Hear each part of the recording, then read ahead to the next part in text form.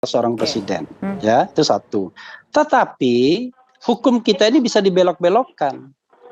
Yang tadinya agar bisa ini diproses, maka digunakanlah biasanya dua undang-undang. Satu Undang-Undang 1 1946 tentang peraturan pidana dan dibelokkan kepada hoax. Jadi kan kita bingung nanti.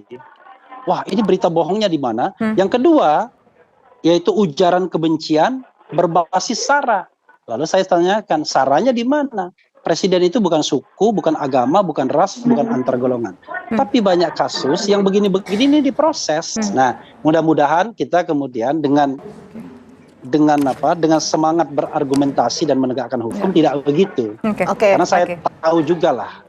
Kan by intention, makanya saya katakan tadi kan cherry picking jadi. Kita tangkap poinnya. Kita ingin berdemokrasi tetapi orang-orang tertentu selalu ingin memenjarakan. Baik, kita tangkap poinnya Bang Refli. Saya mau langsung lanjut dulu ke Prof Hipnu. Prof Hipnu, kalau kita lihat pasal yang diterapkan dari pelapor itu kan adalah ujaran kebencian dan penyebaran berita bohong. Nah, ini kalau misalnya Prof Hipnu nggak mau menyampaikan spesifik kasus ini, kita bicara umumnya deh. Bagaimana kita bisa membedakan antara kritik dan juga penghinaan? Tadi saya katakan, kritik itu melihat suatu objek jabatan. Penghinaan itu melihat suatu subjek pribadi manusia. Jadi makanya kalau ini sebagai bentuk penghinaan, kembali pada saya sebagai orang pidana, pandangannya adalah tetap normatif. Ketika yang bersangkutan merasa dihina, baru yang bersangkutan, bukan orang lain, bukan kelompok tertentu. Dan itu. Tapi kalau terkait jabatan itu masa kritik. Itu pun nanti kita harus lihat suatu konteksnya seperti apa. Tidak sepotong-potong. Dari konteks itu kita lihat aspek melawan hukumnya di mana. Unsur kesengajaan untuk menghinanya seperti apa. Jadi nggak mudah, Mbak. Nggak mudah. Jadi gesturnya pun juga diperlakukan dalam suatu pembuktian ini. Oleh karena itu dalam hal apalagi Pak Refli Harun tadi terkait dengan pidato, itu harus kita lihat aspek gestur, aspek psikologi, aspek mimik, itu menghina atau sebagai bentuk gambaran atau sebagai bentuk kritik. Nah, mudah-mudahan karena ini sudah menjadikan suatu yang laporan, kemudian tadi katanya banyak laporan, ya harusnya pembuktian dengan saintifik, tidak hanya pada potongan. Prof Hipnu, maaf saya potong. Permasalahan kan bukan hanya soal penghinaan kepada presiden ataupun juga hoax ataupun juga ujaran kebencian, tapi Bang Refli Harun ini juga kena dengan Undang-Undang ITE, dilaporkan oleh dari relawan Jokowi tadi. Nah, untuk Undang-Undang ITE-nya sendiri, apakah kira-kira Bang Refli Harun ini bisa memenuhi syarat untuk dijerat dengan Undang-Undang ITE? Karena di komplain tadi, yang upload bukan saya doang, banyak kok orang yang mecah-mecahin kemudian diupload begitu, jadi sehingga terjadi glorifikasi. Pertanyaannya, apakah dalam diskusi itu tertutup atau tidak? Terbuka itu bisa diupload atau tidak? Kalau memang itu kaitannya itu untuk internal, ya berarti yang mengupload. Kan itu. Kita juga harus lihat di sana. Jadi kita harus melihat konteks bahwa diskusi itu untuk tertutup internal, tidak perlu diupload untuk kepentingan tersendiri, bagian dari pencerahan, yo berarti yang mengupload. Gitu, Mbak. Ini juga harus dilihat. Jadi kalau memang ada yang mengupload, itulah yang salah. Yang menguploadnya yang pertama kali. Oleh karena itu yang pertama kali yang mengupload. Sebelum sesat ya. Kita dengar dulu Prof Hipnu. Ya, enggak, saya khawatirnya sesat karena informasinya mereka memang kegiatan itu dan mengundang untuk diliput, untuk di live streamingkan. Itu mekanisme yang memang selalu dilakukan begitu. Jadi maksud saya sebelum berasumsi saya mengemukakan faktanya.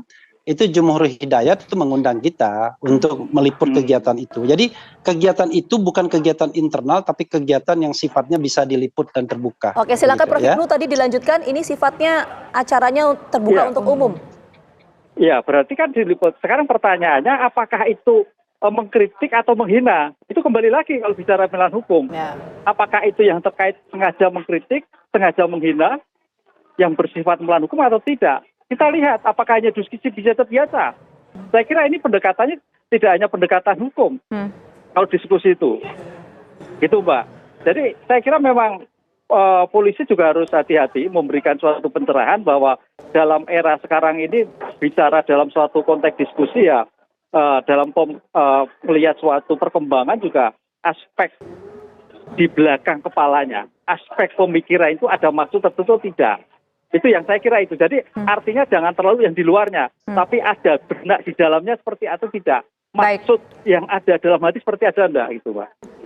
Oke, Mbak, baik. saya izin dulu lah ya. Oke. Ya, lagi di jalan ini. Oh iya, baik. Terima kasih Prof. Hipnu atas penjelasannya. Kita lihat saja bagaimana berjalannya kasus ini. Nah, terakhir saya ingin ke Bang Refli Harun. Bang Refli Harun, kalau kasus ini berlanjut, apa kemudian langkah yang akan Anda lakukan? Ya tentu sebagai warga negara kita kan membela hak-hak kita ya. Karena kan ini banyak aspeknya, tidak hanya aspek pribadi tapi juga aspek yang eksternal sifatnya. Coba bayangkan kalau ada misalnya sebuah diskusi lalu kita live streaming, tiba-tiba dari sebuah diskusi tersebut ada sebuah kata yang dianggap menghina, tiba-tiba yang live streaming dipenjarakan semua. Saya kira rusak negara kita kalau begitu. Kecuali tadi ada by intention, ada maksud untuk memenjarakan orang-orang tertentu. Nah ini lain persoalannya ya. Kita bicara tentang tujuan bernegara ini apa sih ya. Kita kan ingin negara ini melindungi segenap bangsa Indonesia, mencerdaskan segenap bangsa Indonesia. Kalau kita berargumentasi ya adulah dengan argumentasi. Jangan kemudian argumentasi justru dengan kriminalisasi. Apalagi dalam kasus saya ini kan aneh bin ajaib. Tiba-tiba kok saya yang dilaporkan padahal viralnya pernyataan Rocky Gerung itu bukan dari YouTube saya yakin itu karena YouTube saya itu kan 1 jaman dia bicara, tapi dari potongan-potongan yang beredar kemana-mana dan entah siapa yang bikin potongannya. Loh, cari dong membuat potongannya. Kalau seandainya itu dianggap sebagai sebuah penghinaan, tapi saya sendiri menganggap karena standar demokrasi saya tinggi, saya tidak menganggap itu sebuah penghinaan, tapi itu sebuah kritik yang katakanlah kasar, ya kan?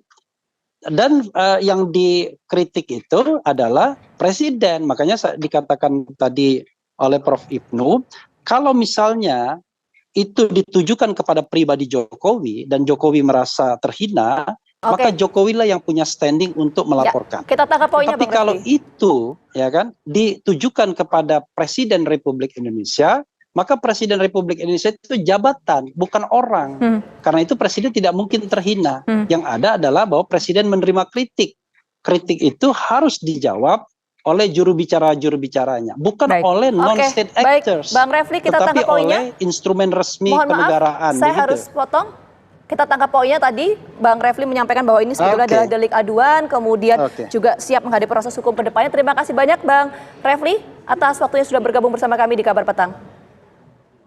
Oke, terima kasih. Assalamualaikum warahmatullahi wabarakatuh. Waalaikumsalam warahmatullahi wabarakatuh.